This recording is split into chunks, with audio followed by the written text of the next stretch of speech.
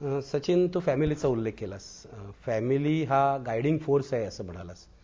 मला तुझ्या बाबांची आठवण येते आता. म्हणजे याचं कारण तू जो काही आज आहेस, माझं असं मत आहे की सचिन तेंडुलकर आज एक महान खेळाडू आहे. You are a gentle giant तुला म्हणतात, काय काय म्हणतात, जग तुझं काय काय वर्णन करतं.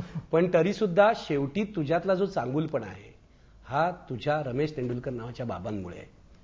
तर फॅमिलीचा तू उल्लेख करलास, तर बाबांचा तुझ्यावर कसा प्रभाव होता आणि आजपर्यंत, म्हणजे आता बाबा नाहीत पण आजपर्यंत तो आहे का? हा माझ्याबरोबर आयुष्यभर राहील. कारण जेव्हा मी लहान होतो आणि वाढताना नेहमी बाबांकडे बघायचो, तर एक बाबांच्या चेहऱ्यावरती एक एकदम काम आणि कंपोज असायचे बाबा. कधी मला राग दिसला नाही बाबांच्या चेहऱ्यावर, किंवा कधी असं टेन्शन किंवा कसलं प्रेशर नाही दिसलं. बाबांवरती सगळी रिस्पॉन्सिबिलिटी होती अख्ख्या फॅमिलीची, नुसती आमचीच नाही पण माझे कझिन्स वगैरे ते सगळे. बाबा फॅमिलीत सर्वात मोठे असल्यामुळे बाकीचे पण त्यांचे भाऊ बहीण सगळ्यांची रिस्पॉन्सिबिलिटी बाबांकडे होती. तर एवढं प्रेशर असूनही ते एवढे थंड असायचे. ते एक मला शिकायला मिळालं की थंड राहिल्याने बऱ्याचशा गोष्टी तुम्हाला नीट विचार करून डिसिजन घेता येतं.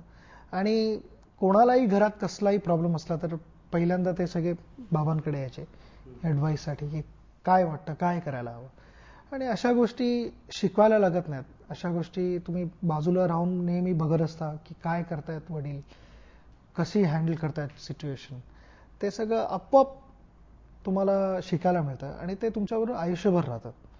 आणि वडिलांची कॉन्ट्रीब्युशन माझ्या आयुष्यात काय आहे हे मी जर का सांगायला गेलो तर मला शब्द सापडणार नाहीत. आज मी इथे बसलोय हे माझ्या फॅमिलीमुळे बसलोय, वडिलांच्या गायडन्समुळे बसलोय, वडिलांच्या प्रेमामुळे बसलोय. आणि नाहीतर मला कसला विचार करून हे शब्दात मांडणं हे फार डिफिकल्ट आहे.